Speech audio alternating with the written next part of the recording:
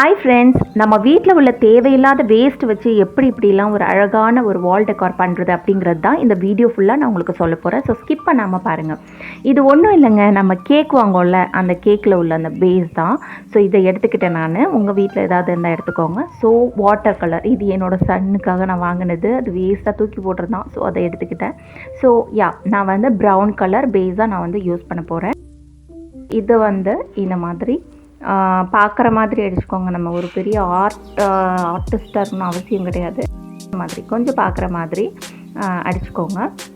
நல்லா கேப் இல்லாத மாதிரி அடிக்கணும், அவ்வளோதான். ஓகேங்களா? வேறு ஸ்கில்ஸ்லாம் ஒன்றும் தேவை கிடையாது இதுக்கு.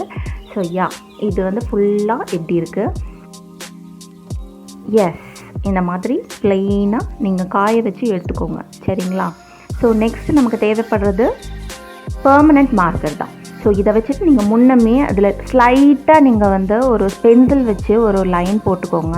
கேப் உங்களுக்கு தெரியுதுன்னு நினைக்கிறேன். ஸோ தட் நீங்கள் அதுக்கு மேலேயே உங்களுக்கு வந்து லைன்ஸ் போடுறதுக்கு உங்களுக்கு ஈஸியாக இருக்கும். ஸோ இது டோட்டலாக இந்த மாதிரி வருது. நான் ஃபஸ்ட்டு சென்டர் மார்க் பண்ணி நான் குறித்து வச்சுக்கிட்டேன். ஸோ தட் நமக்கு இந்த சைடும் ஈக்குவலாக இருக்கும், இந்த சைடும் ஈக்குவலாக இருக்கும். சரிங்களா? நீங்கள் இதுக்கு கண்டிப்பாக சோம்பேறித்தனம் பார்க்காம ஸ்கேல் வச்சு மட்டும்தான் போடணும். அப்போ தான் நமக்கு பார்க்குறதுக்கு ஓரளவாவது டீசெண்டாக இருக்கும். ஸோ இந்த மாதிரி லைன்ஸ்லாம் போட்டுக்கோங்க. ஸோ டோட்டலாக இது ஃபைனலாக இப்படி தான் வந்திருக்கு.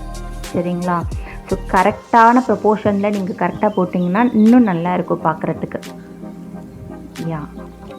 தயவு செஞ்சு சோம்பேறித்தனப்பட்டுட்டு வெறும் கையால் போட்டுறாதீங்க. ஸ்கேல் யூஸ் பண்ணி போடுங்க. அப்போ தான் நல்லாயிருக்கும், நீட்டாக இருக்கும். தென் இதெல்லாம் தான் நான் யூஸ் பண்ண எக்ஸ்பென்சிவ் மெட்டீரியல்ஸ். ஓகேங்களா? So markers, pencil, water colour, brush and cardboard. இந்த கிளே எதுக்காக நான் யூஸ் பண்ணேன்னா, அதில் நிறைய பெட்டல்ஸ், ஃப்ளார்ஸ்க்காக நான் யூஸ் பண்ணியிருந்தேன். அப்புறம் பார்த்திங்கன்னா ஹார்ட் ஷேப்பு, அந்த மாதிரி லெட்டர்ஸ் இதெல்லாம் எழுதுறதுக்காக நான் வந்து இந்த கிளே யூஸ் பண்ணிக்கிட்டேன். இதுவும் என்னோடய பையன் டென்சிட்டட் தான். ஸோ இது வந்து இப்படி தான் வந்திருக்கு. ஹார்ட் ஷேப் போட்டிருக்கேன், 3 ஃப்ளார்ஸ் இருக்கிற மாதிரி பெட்டல்ஸ் போட்டிருக்கேன், லீவ்ஸ் கூட நான் எடுத்து வச்சுருக்கேன். ஸோ வந்து ஃபைனலாக இதோட அவுட்கம் இப்படி தான் வந்திருக்கு. இந்த மாதிரி இந்த ஹார்ட் பார்த்திங்கன்னா, ஸோ நமக்கு பர்ஃபெக்டாக இல்லைனாலும் ஓரளவு நம்மளால் கணிச்சிட முடியும் இது ஹார்ட்டு தான் அப்படின்னு சொல்லிட்டு. ஸோ இந்த மாதிரி நீங்கள் போட்டு வச்சுக்கோங்க. பெட்டல்ஸ்லாம் பார்த்திங்கன்னா ஒவ்வொரு ஃப்ளார்ஸ்க்கும் வந்து சேமாக சைஸில் பெட்டல்ஸ் போடுங்க. அதுதான் நல்லாயிருக்கும். ஒன்று பெருசாக ஒன்று சின்னதாக அப்படி போட வேண்டாம். லீவ்ஸ் எல்லாம் ஒன்று பெருசாக சின்னதாக, அது கூட லீவ்ஸ் கூட நத்திங், நோ ப்ராப்ளம். ஸோ ஃபைனலாக இது இந்த மாதிரி தான் வந்திருக்கு. ஸோ பாருங்கள், இப்போ நான் எங்கள் வீட்டில் நான் இதை ஹேங் பண்ணி வச்சுருக்கேன்.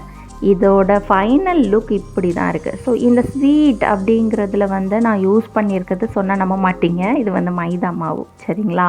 மைதா மாவில் தண்ணி அண்ட் உப்பு வந்து மைதா மாவு 1 கப்புனா நீங்கள் 1/2 கப்பு வந்து சால்ட்டு போட்டுக்கோங்க. போட்டுட்டு கொஞ்சம் தண்ணி மிக்ஸ் பண்ணி சப்பாத்தி மாவு பதத்தில் நம்ம வந்து இது பண்ணிக்கிட்டு, ஸோ இந்த மாதிரி லெட்டர்ஸ் மேக் பண்ணிக்கோங்க. That's easy.